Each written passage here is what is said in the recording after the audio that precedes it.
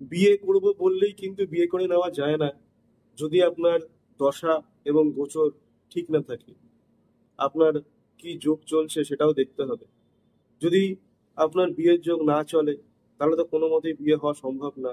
যদি বিয়ের যোগ চলে এবং যার সাথে আপনার বিয়ে হচ্ছে বা হবে সেই পাত্রীর জন্ম ঠিকুজি পুষ্টি যদি আপনার সাথে মেলে, তবেই সেই বিয়েটা সুষ্ঠুভাবে হবে এবং বিয়ের পর বিবাহিত জীবনটা ভালোভাবে কাটবে।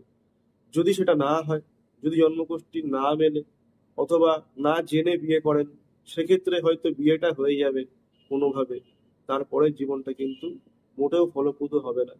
বাড়িতে সুখ শান্তি বিচ্ছিন্ন হবে, মান অপমান, মতের অমিল, পরিবারের সাথে বোঝাপড়া, এরকম নানা রকম প্রবলেম আপনার লাইফে কিন্তু আসবে এবং সেইগুলো আপনাকে সারা জীবন ঝেলতে হবে।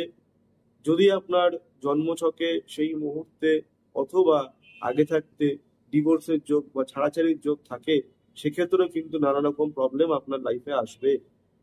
আগে থাকতে যদি সেই ব্যাপারগুলো জানা যায় বা বোঝা যায়, তাহলে অনেক অংশে সেগুলো থেকে কিন্তু নিস্তার পাওয়া যেতে পারে।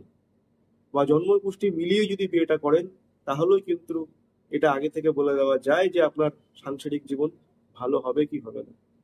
তো জটুক বিচার অবশ্যই করা উচিত এবং সেটা ভালো জ্যোতিষীকে দেখিয়ে। নিজেরা কম্পিউটারে বসে অঙ্ক মেলাতে যাবেন না। 36 গুণের মধ্যে যদি 30 গুণ মেলে তাহলেও যে বিয়ে টিকবে তার কোনো গ্যারেন্টি নেই।